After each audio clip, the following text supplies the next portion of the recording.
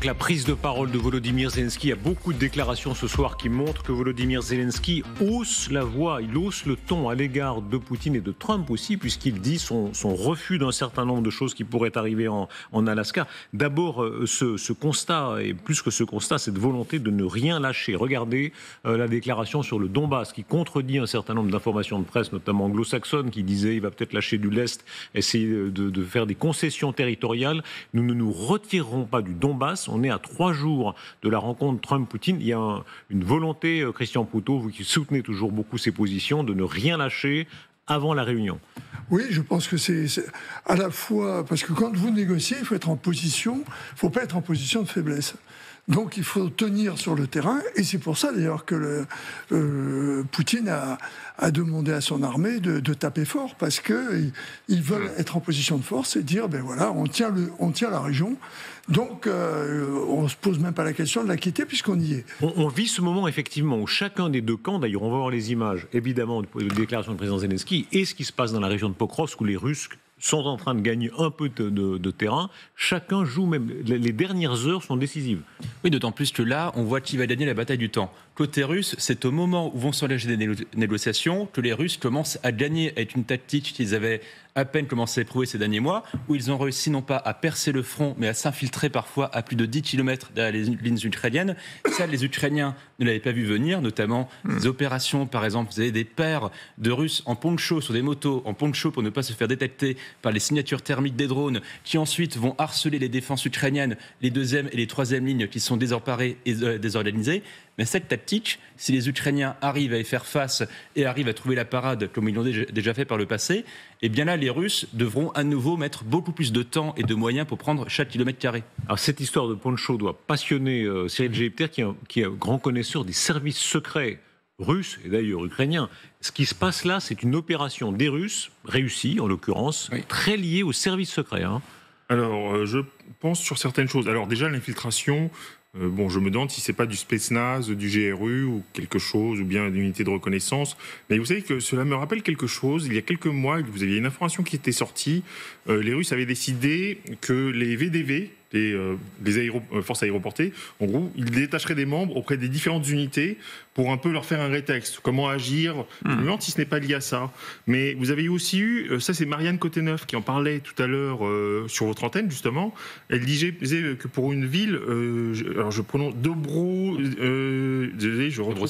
Oui, ça. Elle avait dit elle-même, les Ukrainiens s'attendaient à une attaque par l'Est et les Russes, à la grande surprise, ont attaqué par l'Ouest. Oui, justement, parce que les drones n'arrivent pas à repérer, désolé de reprendre la parole, mais les drones n'arrivent pas à repérer, notamment de nuit, ceux qui mettent ces ponchos. Et surtout, on était habitué à ces images qu'on a tellement commentées ici, des lignes de chars qui se font dégommer une à une par des drones. Sauf que les Russes, maintenant, envoient des petites unités, généralement des paires, et ils les envoient au compte-gouttes, et au bout de quelques jours... C'est ce que Cyril Lamourski disait. En tout cas, il y a un effet de surprise. Il y a un effet de surprise ici. Alors, on verra que c'est très relatif, parce qu'au fond, les Russes, ils ont mis des mois pour arriver à ça. Mais enfin, il y a un effet de surprise. Non, mais ils sont dans... bien sûr, des coups comme ça, il faut en faire. Psychologiquement, la preuve, c'est que nous en parlons, ça a un certain impact. Pour la position de Poutine, quand il sera dans 3 jours face à Trump, ça sera peut-être l'occasion, si le sujet est abordé dans le sens que nous pensons, ce qui n'est pas à mon avis certain, mais on en reparlera, de parler de ses positions, puisque ce qui a été dit avec au moment de l'entrevue de l'envoyé américain à Moscou, dont on dit d'ailleurs qu'il n'a pas très bien compris le traducteur, c'est que ils voudraient dans la négociation mettre Donetsk dans la balance. On va voir l'avis du militaire avec vous, amiral Koldefi. Bonsoir, vous êtes ancien inspecteur général des armées, c'est le numéro 2 des armées françaises. Bonsoir, merci d'être avec nous. Bonsoir. Quand on regarde les cartes, quand on regarde les images, les cartes, on voit ici que les Ukrainiens eux-mêmes en rendent compte. D'ailleurs, on va entendre le président Zelensky. Oui, il y a une progression russe. Est-ce qu'elle est relative selon vous, ou est-ce que c'est effectivement un coup important pour les Russes ? Bon, si on regarde la carte à quelques milliers de kilomètres quand même, on n'est pas à proximité du front, tout cela est relatif. Mais dans ce genre de progression, la chute peut arriver, la percée, dont tout le monde parle, peut arriver très vite. Oui. Pour le moment, je ne pense pas. Les Russes valorisent des progressions, certains que les Ukrainiens sont en difficulté depuis assez longtemps, mais d'ici vendredi, je doute qu'il y ait une percée significative qui rebatte les cartes juste avant la rencontre entre Trump et Poutine. Donc, pour répondre à votre question, pour moi, c'est plutôt relatif, mais c'est un coup d'épingle de plus dans la position ukrainienne donnée par Poutine. Écoutez ce qu'en dit ce soir le président Zelensky. Aujourd'hui, nous avons reçu des rapports de nos militaires.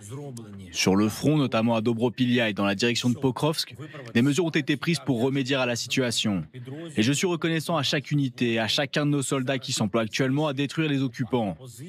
Dans la région de Kharkiv, dans la région de Zaporizhia, dans la région de Soumy, partout, nous nous efforçons d'assurer à l'Ukraine la protection dont elle a précisément besoin. Alors, on l'a compris, c'est des mouvements petits, mais est-ce que ça compte dans la négociation? Est-ce que vendredi, pour Trump par exemple, à qui on présente les cartes, ça va jouer? S'il y a une progression d'ici là, oui. Si on en reste là, je ne suis pas sûre, puisque c'est pas encore, c'est une petite percée, c'est pas significatif. Cela dit, bon, on y reviendra tout à l'heure. En réalité, il y a des discussions, il y a plein de cartes qui circulent. Alors, ça peut être de l'intox avec effectivement la cession du Donbass, mais les Russes en contrepartie accepteraient de libérer certaines zones qu'ils ont occupées à Zaporizhia et à Kherson. Ce qui est certain, c'est que l'armée russe fait preuve de progrès. C'est-à-dire qu'elle n'était pas aussi inventive, et cette histoire de poncho est assez incroyable, et pas aussi réactive aussi.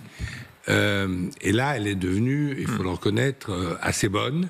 C'est presque une autre armée. On se rappelle ces premières images où on parlait surtout des chaussettes. Vous vous rappelez, ces chaussettes à la stalinienne où les soldats s'emballaient les pieds comme en 1941.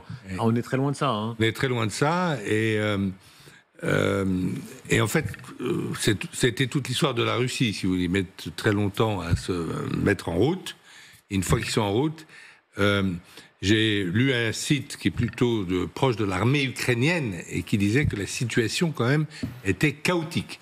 Pour qu'un site proche de l'armée ukrainienne qualifie la situation de chaotique, c'est que quand même il se passe sans doute quelque chose. Alors toute la question est de savoir si cette brèche va pouvoir être stoppée par l'armée ukrainienne. Après tout, nous avons connu des percées allemandes en 1918, on a eu 4 de suite, entre février et juin, et on a réussi, les Français et des Anglais, à les bloquer toutes les 4.